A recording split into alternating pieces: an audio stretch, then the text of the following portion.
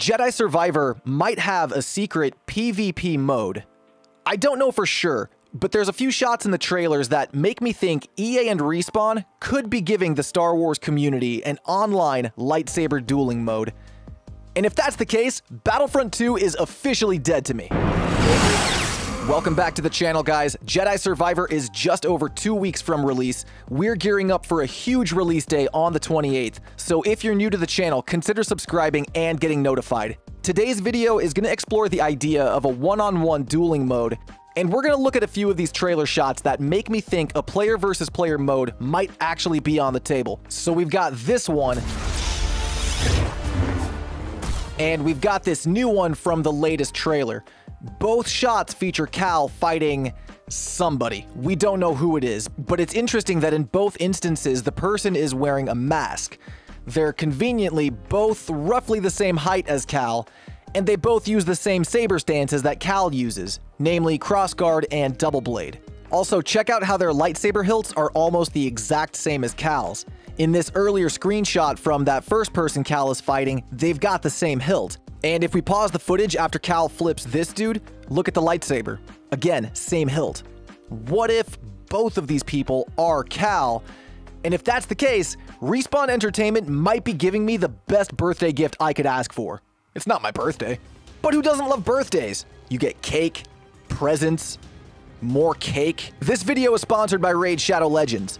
If you couldn't tell by all the cake. Raid just celebrated its 4th birthday, and we're throwing a belated party here at the Star Bazaar in its honor, and a couple of my favorite champions are coming over. We've got my girl Sikia Flametongue showing up, causing that burn damage that won't go away. The badass barbarian Turvold is here to cut off heads like Anakin beheading Dooku, and Battle Sage is right behind him to give buffs and supplements. We're talking big damage, baby. Can't forget my boy Ursine Ironhide. He's literally a bear.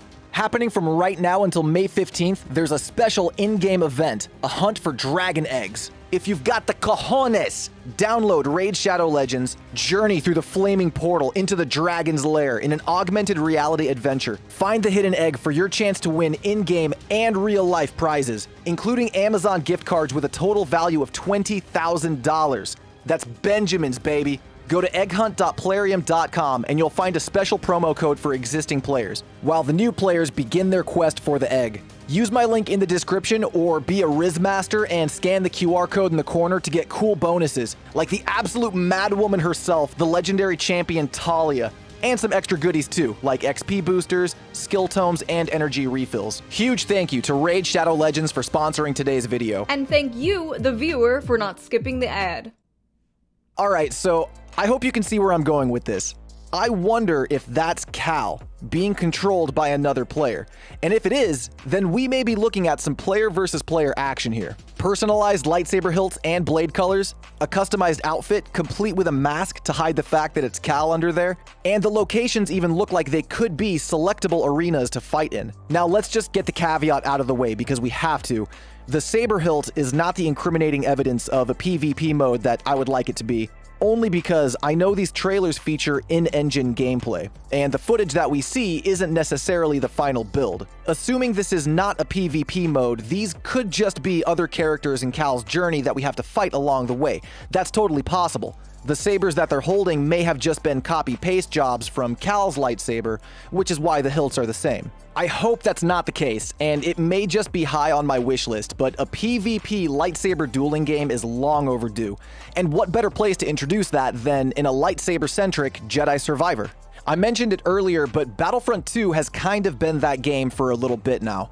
It's ironic, considering the fact Battlefront is way more blaster-focused, but the lightsaber gameplay is surprisingly good, with an actual skill curve in the 1 versus 1 game.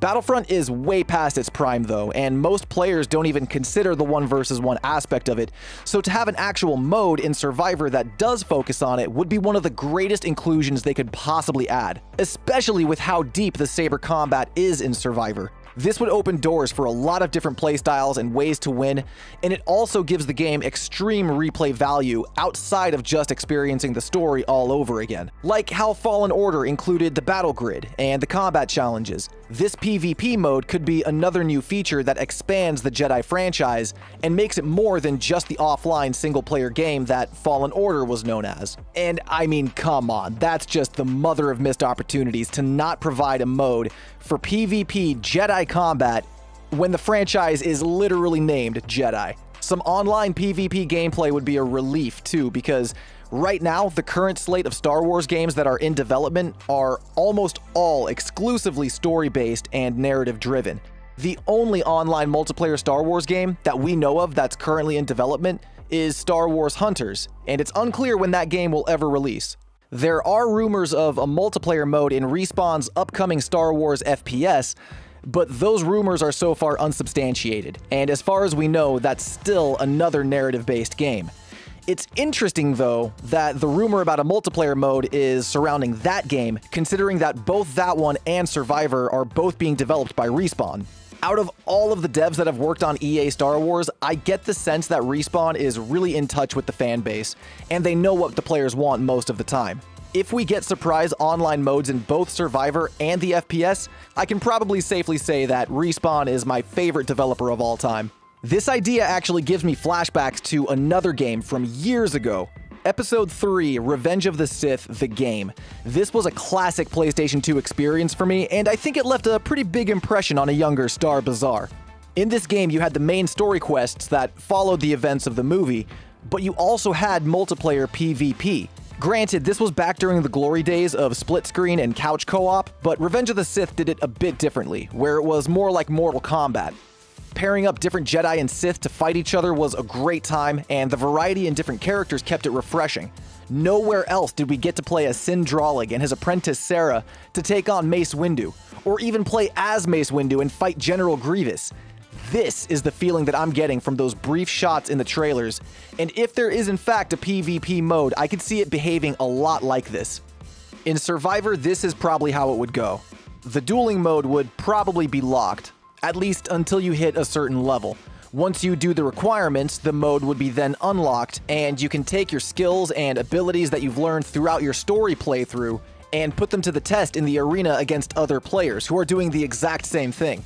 Naturally, there would have to be some kind of ranking system or a tier system that would separate players who've been playing for a long time and have unlocked all of Cal's abilities, as opposed to players who just started. Just for the sake of balance, obviously, but outside of that, you could customize your outfit, customize the lightsaber, choose which location you want to fight in, maybe add in some modifiers like lives or a time limit or damage multipliers or whatever you have.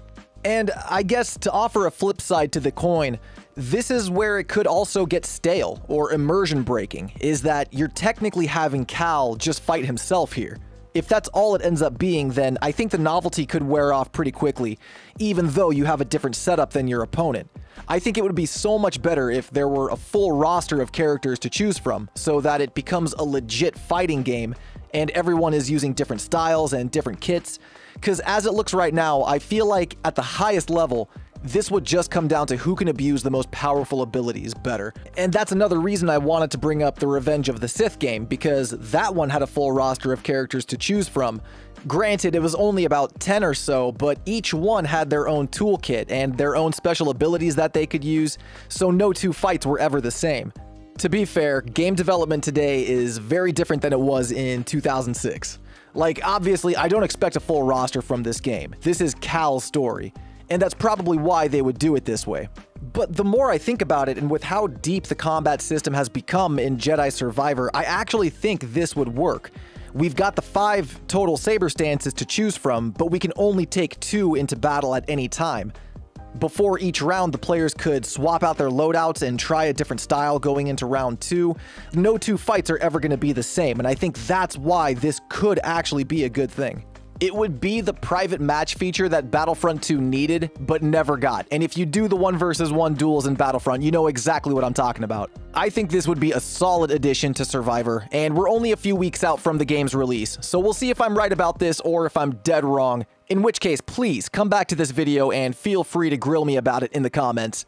But you gotta admit, EA, it's a pretty good idea. If you're not doing it already, please consider. But that's it for today's video. Once again, huge thank you to Raid Shadow Legends for sponsoring the video. Don't forget to use my QR code to unlock the babe, the legend, Talia. And if you're new to the channel and you want to stay in the loop with more Jedi Survivor content, be sure to subscribe and get notified. And if you enjoyed today's video, hit that thumbs up button for me to let me know.